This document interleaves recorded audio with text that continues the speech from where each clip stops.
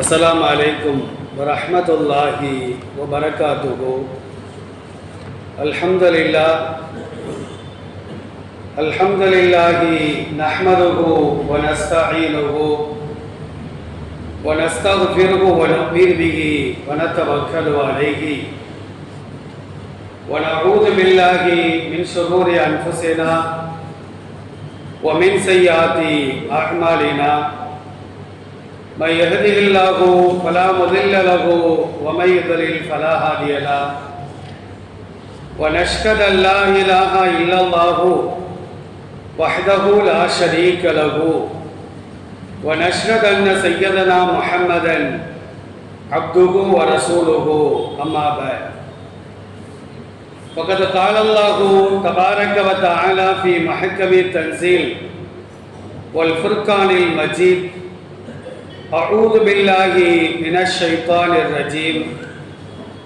इन्नल्लाह व मलाइकतहु युसल्लूना अलन नबिय्यि या अय्युहल्लज़ीना आमनू सल्लु अलैहि व सल्लिमू तस्लीमा।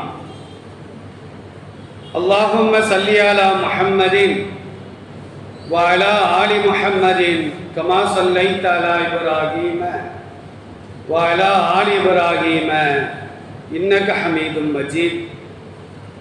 अल्लाहुम्मा बारिक अला मुहम्मदिन व अला आलि मुहम्मदिन कमा बारकता अला इब्राहीम व अला आलि इब्राहीम इन्नका हमीदुम मजीद। அவரை கொஞ்சம் தொலைங்களா குறுக்க போராடுறார். கணியத்திற்குரிய எல்லாம் அல்ல அல்லாஹ்வே நல்லடியார்களே, பாசத்திற்குரிய இஸ்லாமிய பெரியோர்களே, அல்லாஹ்வுடைய மாபெரும் கிருபையினால் சங்கையான ஷாபான் மாதத்தில் சங்கையான ரமலான் மாதத்தை எதிர்நோக்கி நாம் எல்லாம் ஒன்று கொள்விருக்கின்றோம். எல்லாம் அல்ல அல்லாஹ் ஜல்ல ஷானஹு தஆலா வரக்கூடிய ரமலான் மாதத்தை முழுமையாக அடைய பெற்று பகல் காலங்களிலே நோன்பு நோற்று இரவு வணக்கங்கள் செய்து நல்லறங்கள் செய்யக்கூடிய பாக்கியத்தை எனக்கும் உங்களுக்கும் நம் குடும்பத்தாருக்கும் வருங்கால நம்முடைய சந்ததிகளுக்கும் அல்லாஹ் ரப்பல் ஆலமீன் முழுமையாக தந்தருள் புரிவானாக. ஆமீன். கணியத்திற்குரிய அல்லாஹ்வின் நல்லடியார்களே, ஹிஜ்ரி 2ஆம் ஆண்டு இதே ஷாபான் மாதத்தில் தான் அல்லாஹ் ஒட்டுமொத்த இஸ்லாமிய சமூகத்திற்கும் ரமலான் மாதத்திலே நோன்பு நோற்பதை கடமையாக்கினார். யா அய்யுஹல்லதீன ஆமனு குதிப அலைக்குமுஸ் ஸியாமு கமா குதிப அலல்லதீன மின் கப்லிக்கும் லஅல்லக்கும் தத்தகூன். நீங்கள் அல்லாஹ்வை அஞ்சக்கூடியவர்களாக ஆகுவதற்காக உங்களுக்கு முன்னால் சென்ற அந்த சமுதாயத்தவர்களுக்கு நோன்பு கடமையாக்கப்பட்டதை போன்று உங்கள் மீதும் நோன்பு கடமையாக்கப்பட்டது என்ற வசனத்தை இறக்கி வைப்பதன் மூலமாக இந்த சமுதாயத்திற்கு அல்லாஹ் நோன்பை கடமையாக்கி வைத்திருக்கின்றார். ஹிஜ்ரி 2ஆம் ஆண்டு. இப்போ நம்ம ஹிஜ்ரி 1447ஆம் ஆண்டினுடைய ரமலானை சந்திக்க இருக்கின்றோம். கிட்டத்தட்ட 1445 ஆண்டுகள் ஆகிறது நோன்பு கடமையாக்கப்பட்டு. இந்த சமுதாயத்தில் வாழக்கூடிய பலர் ரமலானுடைய நோன்பினுடைய சிறப்புகளையும் ரமலான் மாதத்தினுடைய சிறப்புகளையும் ரமலானிலே ஒரு மாத காலம் நோன்பு வைப்பதின் மூலமாக உடலுக்கும் உள்ளத்திற்கும் ஆன்மாவிற்கும் கிடைக்கின்ற நன்மைகளையும் அறிந்து கொள்ளாத காரணத்தினால் அந்த மாதம் வருகிறதே என்று கவலைப்படக்கூடிய துக்கப்படக்கூடிய ஒரு காட்சியினை இன்றைக்கு நாம் பரவலாக பார்த்து வருகின்றோம். அல்லாஹ் ரப்பல் ஆலமீன் நோன்பை கடமையாக்கியது எதற்காக? நீங்கள் பண்பட வேண்டும், சுத்தமானவர்களாக நீங்கள் ஆக வேண்டும். இரையச்சம் உள்ளவர்களாக நீங்கள் மாற வேண்டும் என்பதற்காகத்தான் ஒரு மாத காலம், ஆண்டு முழுக்க அல்ல, ஒரு மாத காலம் நீங்கள் நோன்பு வையுங்கள். அதனால் உள்ளத்திற்கும் உடலுக்கும் சேர்த்து உங்களுக்கு நன்மை கிடைக்கும் என்பதாக அந்த வசனத்தின் மூலமாக அல்லாஹ் சொல்லி காட்டுகின்றார். ஷாபான் மாதம் வந்துவிட்டால் நபிகள் நாயகம் ஸல்லல்லாஹு அலைஹி வஸல்லம் அவர்கள் சஹாபாக்களுக்கு மத்தியிலே அடுத்து வரக்கூடிய ரமலான் சம்பந்தமான சிந்தனைகளை எல்லாம் சஹாபாக்களுக்கு போதிப்பார்கள். அடுத்த மாதம் நோன்பு நோற்பதற்கு இந்த மாதமே தயார்படுத்துவார்கள் சஹாபாக்களை. ஹதீஸ்களிலே நாம் பார்க்கின்றோம். ஆர்வமூட்டுகின்ற காரணத்தினால் ரமலானை துச்சமாக நினைப்பவர்கள் கூட இவ்வளவு சிறப்புகள் இருக்கிறதா, அந்த நோன்பு வைப்பதின் மூலமாக ரமலான் மாதத்தின் மூலமாக இவ்வளவு நன்மைகளை அல்லாஹ் நமக்கு தருகிறானா என்ற ஆர்வம் கொண்டு நோன்பு நோற்காண்டவர்கள் கூட இன்ஷா அல்லாஹ் வரக்கூடிய ரமலானிலே நான் நோன்பு வைக்க வேண்டும் என்று ஆர்வப்படுவார்கள் என்பதற்காக நபி ஸல்லல்லாஹு அலைஹி வஸல்லம் ரமலான் குறித்து ஷாபான் மாதத்திலேயே பேச ஆரம்பித்து விடுவார்கள். ஹதீஸ்களை நாம் திறந்து பார்க்கின்றோம். பெருமானார் ஸல்லல்லாஹு அலைஹி வஸல்லம் சொல்வார்கள், ஷஹ்ருன் முபாரக்குன், அபிவிருத்தி செய்யப்பட்ட ஒரு மாதம். அந்த மாதத்திலே ஒரு நன்மையை செய்தால் அல்லாஹ் பன்மடங்கு நன்மைகளை வாரி வாரி வழங்குவான் என்பதாக பெருமானார் ஸல்லல்லாஹு அலைஹி வஸல்லம் சொல்லி காட்டுவார்கள். ஷஹ்ரு ரஹ்மத்தின், ஷஹ்ரு மக்ஃபிரத்தின், ஷஹ்ரு இத்கும் மினன் நார், அல்லாஹ்வுடைய அருள் வருகின்ற மாதம், அல்லாஹ்வுடைய மன்னிப்பு கிடைக்கின்ற மாதம், நரக விடுதலையும் சுவர்க்கத்திற்குண்டான சீட்டும் கிடைக்கின்ற ஒரு மாதம் என்பதாக சஹாபாக்களுக்கு மத்தியிலே பெருமானார் ஸல்லல்லாஹு அலைஹி வஸல்லம் ஆர்வம் ஊட்டுவார்கள். ஷஹ்ருன் நஸல ஃபீஹில் குர்ஆன், உலக பொதுமறையாம் அல் குர்ஆன் இறங்கிய மாதம் இந்த ரமலான் மாதம். அந்த மாதத்திலே ஒரு இரவு இருக்கிறது. அந்த ஒரு இரவு ஒருவர் அமல் செய்தால் 1000 மாதங்களை விட கிட்டத்தட்ட 83 ஆண்டுகள் ஒருவர் நின்று அமல் செய்தால் எந்த நன்மை அவருக்கு கிடைக்குமோ அந்த நன்மையை அல்லாஹ் கொடுப்பான். அப்படிப்பட்ட ஒரு இரவு அந்த மாதத்தில் இருக்கிறது. சுவர்க்கத்தின் வாசல்கள் திறக்கப்படும், நரகத்தின் வாசல்கள் இழுத்து மூடப்படும், ஷைத்தான்களுக்கு விலங்கிடப்படும் என்று நபிகள் நாயகம் ஸல்லல்லாஹு அலைஹி வஸல்லம் ரமலான் குறித்து இந்த ஷாபான் மாதத்திலேயே சஹாபாக்களுக்கு ஆர்வம் ஊட்டுவார்கள் என்ற செய்தி சஹீஹான செய்திகள் மூலமாக நமக்கு பதிவு செய்யப்படுகிறது. அருமையானவர்களே, நோன்பு நோற்பதின் மூலமாக ஆன்மாவிற்கு கிடைக்கின்ற அதே நன்மை நம்முடைய இந்த உடலுக்கும் கிடைக்கும் என்பதாக இன்னைக்கு மருத்துவர்கள் தெளிவாக சொல்லி காட்டுவார்கள். இயற்கை மருத்துவத்தில் உண்ணாமை அப்படின்னு ஒரு மருத்துவம் இருக்கிறது. உண்ணாமைனா என்ன அர்த்தம்? உண்ணாவிரதம் அல்ல. உண்ணாவிரதம் போட்டுருவாங்க, ஆனா பின்னாடி சாப்பாடுலாம் வந்துகிட்டே தான் இருக்கும். ஒவ்வொருத்தரா எஞ்சி போய் என்ன செய்வானா, பழ ஜூஸ் பழங்கள் அதை மட்டும் சாப்பிட்டு உட்கார்ந்துருவாங்க. அந்த உண்ணாவிரதம் ஆண்டு முழுக்க வைக்கலாம், அதுல எந்த விதமான கஷ்டமும் கிடையாது. இஸ்லாம் கூறுகின்ற உண்ணாமை நோன்பு என்பது ஒரு 14 மணி நேரம் கிட்டத்தட்ட உண்ணாமல் பருகாமல் இச்சையை தீர்த்து கொள்ளாமல் உள்ளத்தையும் உடலையும் அடக்கி வைப்பதற்கு பெயர்தான் இஸ்லாம் கூறுகின்ற உண்ணாமை நோன்பு என்பதாக மார்க்கம் சொல்லி காட்டுகிறது. அது ஹலாலான உணவாக இருக்கட்டும், ஹராமான உணவாக இருக்கட்டும், உடலுக்கு தகுந்த உணவாக இருக்கட்டும், உடலுக்கு பிடிக்காத உணவாக இருக்கட்டும், குறைவாக இருக்கட்டும், அதிகமாக இருக்கட்டும், எந்த உணவையும் குறிப்பிட்ட நேரத்திற்கு சூரியன் மறைந்ததிலிருந்து சூரியன் உதிக்கின்ற வரையிலும் அவைகளை தொட்டு பார்ப்பது கூட கூடாது என்று சொல்லுகின்ற நோன்பு தான் இஸ்லாம் கூறுகின்ற நோன்பு.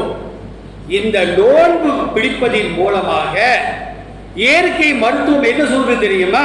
டாக்டர் ஷூ என்பவர் கூறுகின்றார், உலகத்தில் உணவின்றி இறந்தவர்களை விட உணவு அதிகமாக சாப்பிட்டு இறந்தவர்கள் தான் அதிகம் என்று அவர் சொல்லி காட்டுகின்றார். இவர் இறந்தாருங்க, பட்டினியால இறந்துட்டார், பட்டினியால இறக்கத்தான் செய்யறாங்க. ஆனா உலகத்தில் கணக்கெடுத்து பார்த்தால் பட்டினியால் இறந்த சதவீதத்தை விட இவர் அதிகமாக சாப்பிட்டு இறந்தவர்களின் எண்ணிக்கை தான் அதிகம் என்பதாக அந்த மருத்துவர் ஷூ என்பவர் சொல்லிவிட்டு, இஸ்லாம் கூறுகின்ற 30 நாட்கள் ரமலான் மாதம் முழுக்க ஒருவர் நோன்பு நோற்றால் அதனால் உடல் பலவீனம் அடைந்தது என்று சொன்னால் அது முற்றிலும் பொய்யான செய்தி என்பதாக அந்த மருத்துவர் நமக்கு தெளிவாக சொல்லி காட்டுகின்றார். அருமையானவர்களே, நபிகள் நாயகம் ஸல்லல்லாஹு அலைஹி வஸல்லம் அவர்கள் கூறுவதாக மிக்தாம் இப்னு மாதி கர்ப ரலியல்லாஹு அன்ஹு அறிவிக்கக்கூடிய செய்தி திருப்பதி என்ற நூல்ல 2380வது செய்தியாக பதிவு செய்யப்படுகிறது. நபி ஸல்லல்லாஹு அலைஹி வஸல்லம் சொன்ன வார்த்தைகளை எல்லாம் நாம் எண்ணி பார்க்க வேண்டும். ரமலானுடைய காலத்தில் மட்டுமல்ல, எல்லா காலங்களிலும் வீண் விரயம் செய்யாமல் குடித்தால், பருகினால், சாப்பிட்டால், நிதானமாக செயல்பட்டால் நாம் வாழுகின்ற காலமெல்லாம் ஆரோக்கியமாக வாழலாம். அதில் எந்த விதமான சந்தேகம் கிடையாது. நபி ஸல்லல்லாஹு அலைஹி வஸல்லம் சொல்றாங்க, மா மலஅ ஆதமியுல் விஆஅன் ஷர்ரன் மின் பதனி. மனிதன் நிரப்புகின்ற குப்பை தொட்டியில், குப்பை தொட்டியில் ரசூலுல்லாஹ் சொல்றாங்க, மோசமான பையில் வயிற்றை தவிர வேறு எதுவுமே கிடையாது என்று சொன்னார்கள். குப்பை தொட்டி இருக்குத, அதுலதான் கழிவுகள்லாம் நம்ம கொட்டிக்கிட்டு இருப்போம். ஆனா உண்மையான குப்பை தொட்டி எது தெரியுமா?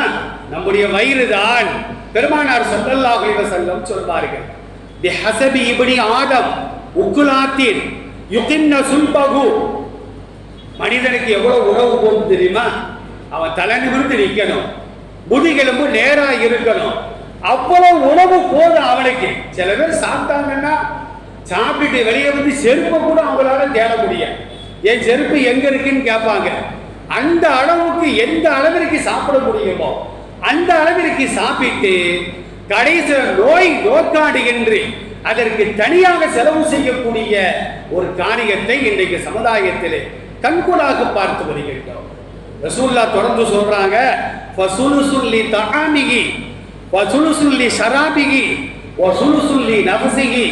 வயிற்றை 3 பகுதிகளாக ஆக்கி ஒரு பகுதி உணவு, ஒரு பகுதி குடிபானம், மீதம் இருக்கின்ற ஒரு பகுதி மூச்சு விடுவதற்காக என்று பெருமானார் ஸல்லல்லாஹு அலைஹி வஸல்லம் இந்த ஹதீஸின் மூலமாக தெளிவாக சொல்லி காட்டுவார்கள். ரசூலுல்லாஹ்வுடைய காலத்துல ஒரு வைத்தியர் மதீனாவுக்கு வந்தாராம்.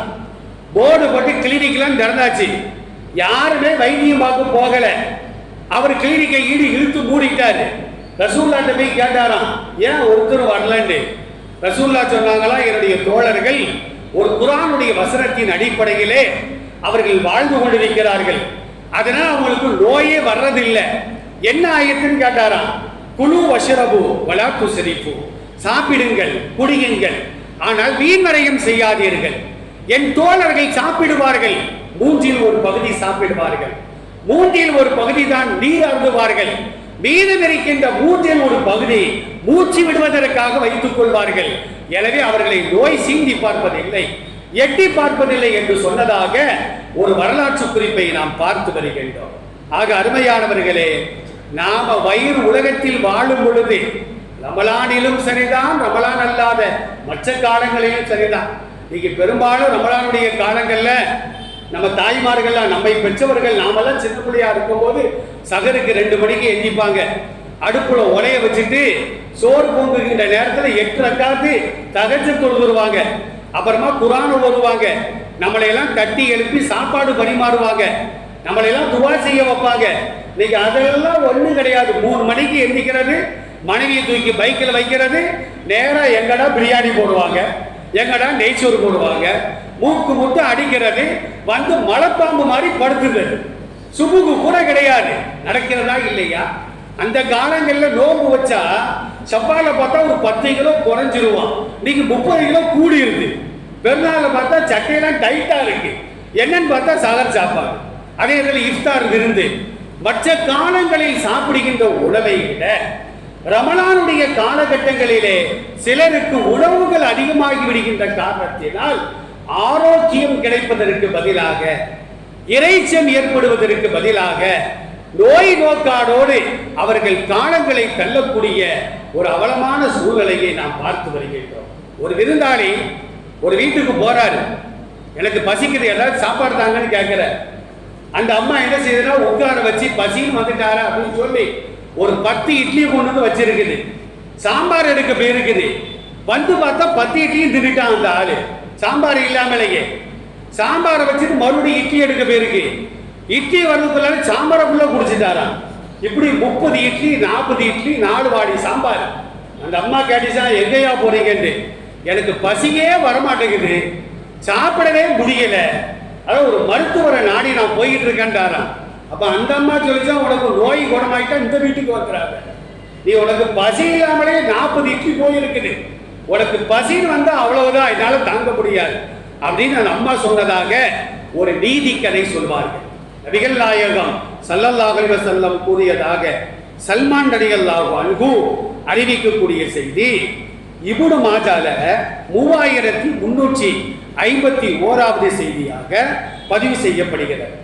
நபி ஸல்லல்லாஹு அலைஹி வஸல்லம் சொன்னாங்க, இன்ன அக்ஸரன் நாசி ஷபஅன் ஃபித் துன்யா, இந்த உலகத்தில் தன் சொந்த உணவோ அடுத்தவருக்கு சொந்தமான எனக்கு அன்பளிப்பாக கிடைத்த உணவோ வயிறு முட்டை சாப்பிட்டால், பசினா சாப்பிட வேண்டியதுதான்.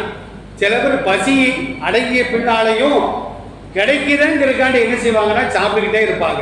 அது சாபத்திற்குரிய செயல். நான் சொல்லல, பெருமானார் ஸல்லல்லாஹு அலைஹி வஸல்லம் சொல்லுகிறார்கள். அப்ப வயிறு முட்டை யார் இந்த உலகத்தில் சாப்பிடுகிறாரோ அத்துவலுக்கும் ஜூஅன் யௌமல் கியாமா, மறுமை நாளையிலே நீண்ட பசி உள்ளவராக வருகிறார். அல்லாஹ் பாதுகாக்க வேண்டும்.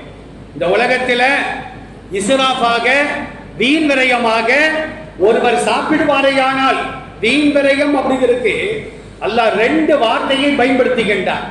சூரத்துல் ஃபுர்கான்ல 25வது அத்தியாயம் அல்ல கடைசி வசனங்களை நாம் திறந்து பார்க்க வேண்டும்.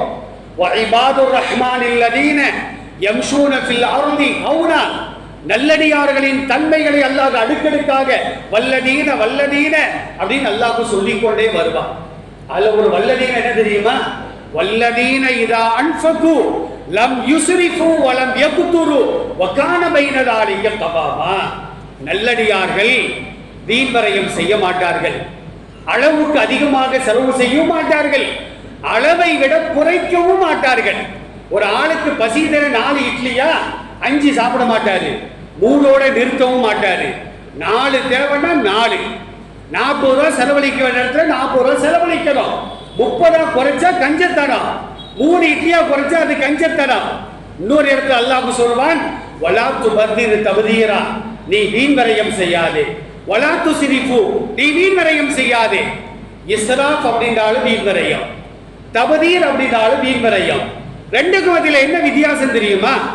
மார்க்கம் எதை செய்வதற்கு அனுமதிக்கிறதோ, எதை சாப்பிடுவதற்கு அனுமதிக்கிறதோ, எதை அருந்துவதற்கு அணிவதற்கு செய்வதற்கு அனுமதிக்கிறதோ, அதில் ஒருவன் வரம்பு மீறி செலவு செய்தால் அதுக்கு பேர் இஸ்ராஃப்னு சொல்லுவாங்க.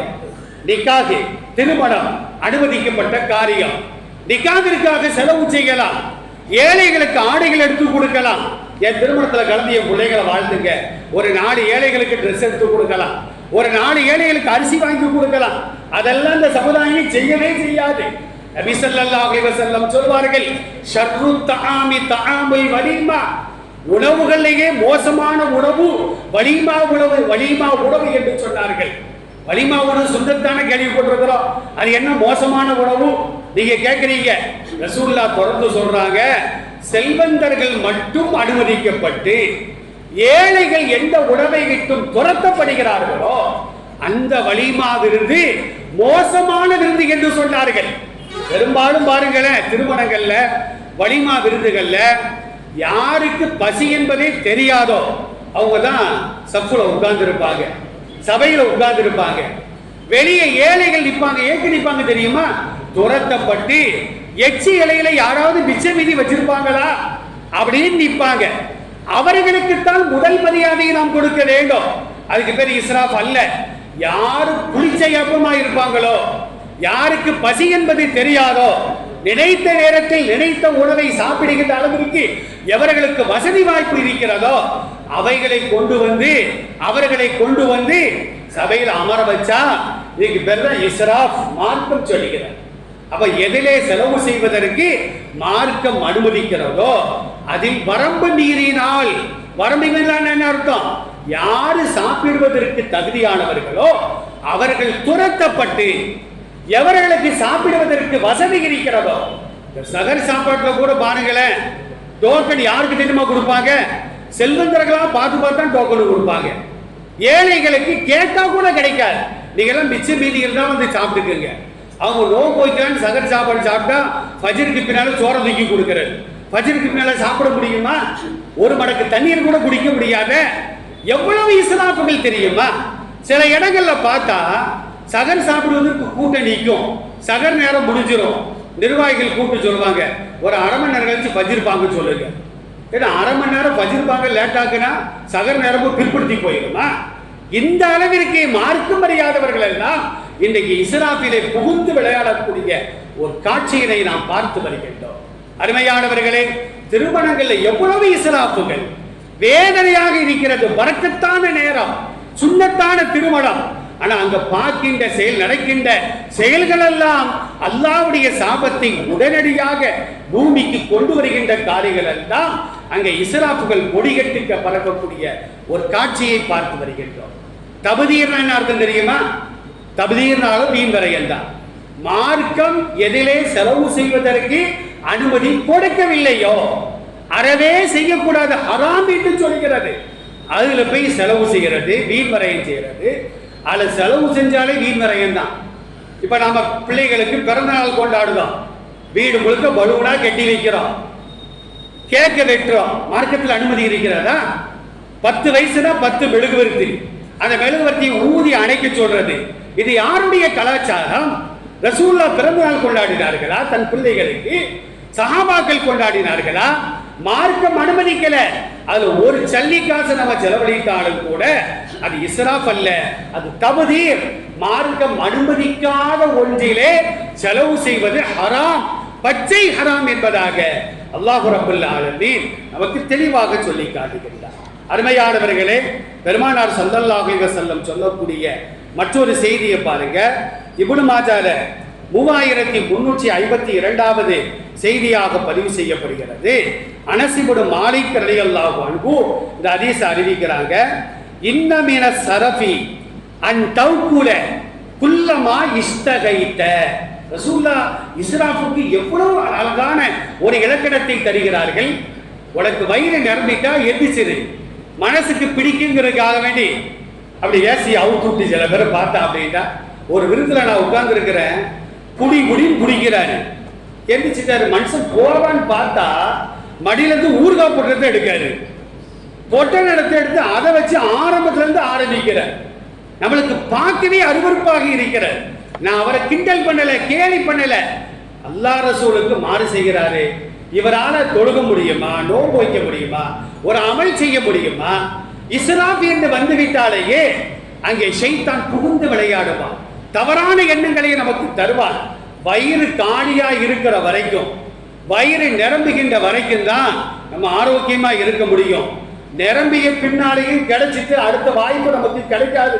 அடுத்த வாய்ப்பு கிடைக்காது, நன்மையில தான் அடுத்த வாய்ப்பு கிடைக்காதுன்னு நம்ம கூட 2 காத்து நஃபில் தொழுகணும். அதுக்காண்டி சாப்பாட்டு ராம மாதிரி சாப்பிட்டு இருந்தா அது வாய்ப்பு அல்ல. அடுத்தவர்களுக்கு நாம் அதை கொடுக்க வேண்டும்.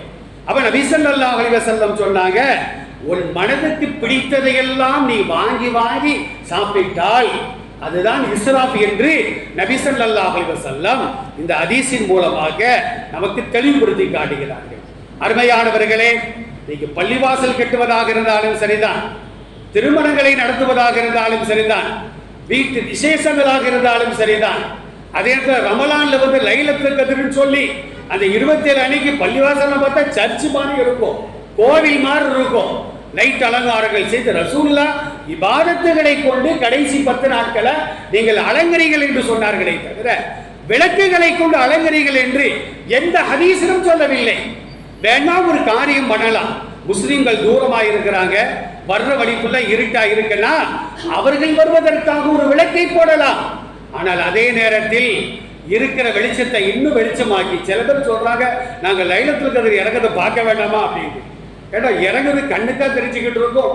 அன்னைக்கு ரசூலுல்லாஹ் கடைசி 10 நாட்கள்ல ஒற்றைப்படை நாட்கள்ல அமல் செய்யுங்க. அப்படி அமல் செய்தால் ஏதாவது ஒரு நாள்ல அந்த லைலத்துல் கத்ரை பெற்றுக்கொள்ளலாம் என்று சொன்னால், இவர்கள் இஸ்ராப் செய்வது, தபதீர் செய்வது, அல்லாஹ்வுடைய சாபத்தை பெறுகின்ற காரியங்களை செய்யக்கூடிய ஒரு நிலைமையை இன்றைக்கு நாம் பார்த்து வருகின்றோம். உலக அறிந்த உயிரியல் விஞ்ஞானி பேராசிரியர் ஹக்ஸி என்பவர் கூறுகின்றார், நோன்பு வைப்பதின் மூலமாக உடல் ஆரோக்கியம் பெறுகிறது, அதே நேரத்தில் இளமையான தோற்றம் ஏற்படுகிறது. ஒரு சகோதர சமுதாயத்தை சார்ந்த ஒரு மருத்துவர் சொல்லுகின்றார். அவர் என்ன செய்யறாருன்னா, சில மண்புழுக்களை எல்லாம் பிடித்து அந்த மண்புழுக்களுக்கு நல்ல உணவு போடுறாரு. ஒரே ஒரு மண்புழுவை மாத்திர தனியா வச்சு ஒரு நாளைக்கு ஒரு நேரத்துக்கு மட்டும் அதுக்கு உணவு போடுறாரு. மற்ற மண்புழுக்களுக்கு அதிகமான உணவு போடுறாரு. அதிகமான உணவுகளை உட்கொண்ட மண்புழுக்கள்லாம் சில மாதங்களை செத்து விடுகிறது. ஆனா இந்த அளவோடு போட்டாரு பாருங்க, ஒரு நேரத்துக்கு ஒரு நேரம், ஒரு நாளைக்கு ஒரு நேரம், அது மட்டும் ஆரோக்கியமாக வாழ்ந்ததாக அவர் சொல்லி காட்டுகின்றார். எனவே நாம் ஆரோக்கியமாக வாழ வேண்டும், நோய் இல்லாமல் வாழ வேண்டும், திடகாத்திரமாக வாழ வேண்டும் என்று சொன்னால் வரக்கூடிய ரமலானுடைய காலகட்டங்கள்ல நாம் நோன்பு வைக்க வேண்டும். நோன்பு வைத்தால் எல்லா வகையான நோய்களும் குணமாகுவதாக மருத்துவர்கள் இன்றைக்கு தெளிவாக சொல்லி காட்டுகிறார்கள். சகோதர சமுதாயத்தை சார்ந்தவர்கள் கூட இஸ்லாத்தை ஏற்றுக்கொள்ளவில்லை என்றாலும் அவர்கள் நோன்பை முழுமையாக நம்புகின்றார்கள். மற்ற காலங்களில் நோன்பு வைக்க மாட்டோம், பாய்மார்களோடு பழகிறோம், மாமாமார்களோடு தாத்தாமார்களோடு நாங்கள் பழகிறோம், எனவே அந்த ரமலான்ல அவங்களோடு சேர்ந்து நாங்களும் நோன்பு வைக்கிறோம். பல பேர் நோன்பு வைக்கிறாங்க. உலகத்தில் வேண்டுமானால் அவர்களுக்கு நன்மைகள் கிடைக்கலாம், ஆனால் ஆகிரத்தில் ஈமான் இருந்தால் மட்டும், இஹ்லாஸ் இருந்தால் மட்டும்தான் அவர்களுக்கு மறுமையில நன்மை கிடைக்கும் என்பதாக நபிகள் நாயகம் ஸல்லல்லாஹு அலைஹி வஸல்லம் அவர்கள் நமக்கு தெளிவாக சொல்லி காட்டுகிறார்கள். இன்ஷா அல்லாஹ் இன்றைக்கே நம்ம துஆ செய்யணும், யா அல்லாஹ் உடம்புல நல்ல ஆரோக்கியத்தை கொடு, இஹ்லாஸை கொடு, மன தூய்மையை கொடு. வரக்கூடிய ரமலான்ல நாங்கள் முழுமையாக நோன்பு வைக்கணும், பகல்ல நோன்பு வைக்க வேண்டும், இரவு நேரங்களில் அமல்கள் செய்ய வேண்டும், பாவங்களை விட்டும் நாங்கள் தவிர்த்து வாழ வேண்டும், நன்மையான காரியங்கள் அனைத்தையும் செய்ய வேண்டும் என்று அல்லாஹ்விடத்தில் பிரார்த்தனை செய்வோம். அல்லாஹ் நம்முடைய பிரார்த்தனைகளை முழுமையாக கபூல் செய்வானாக. ரமலானை கண்ணியப்படுத்தக்கூடிய நல்ல பாக்கியத்தை எனக்கும் உங்களுக்கும் நம் குடும்பத்தாருக்கும் வருங்கால நம்முடைய சந்ததிகளுக்கும் அல்லாஹ் முழுமையாக தந்தல் புரிவானாக. இஸ்லாத்திற்கும் இஸ்லாமியர்களுக்கும் பல வகையான அச்சுறுத்தல்களை விட்டும் அல்லாஹ் முழுமையான நிம்மதியான வாழ்வை தந்தல் புரிவானாக. வாஹிரு தஅவானா அல்ஹம்துலில்லாஹி ரப்பில் ஆலமீன். அஸ்ஸலாமு அலைக்கும் வரஹ்மத்துல்லாஹி.